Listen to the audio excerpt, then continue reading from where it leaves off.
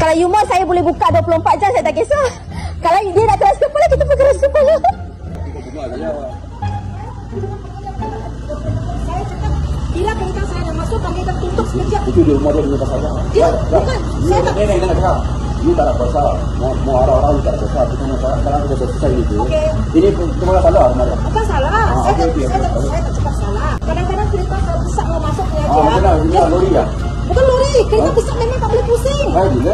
You tak mau cakap ini macam, pakcik you dengar dulu. Sini nak pusing masuk sini.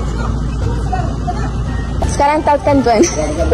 Saya cakap, you panggil you tutup sekejap bagi kereta saya keluar. You buka sampai 24 jam pun tak apa. Ini kau dah sini lah.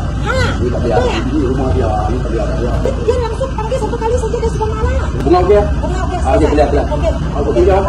Agak jangan tak ini lepas tu ya. Okey. Okey, clear. Apa kau?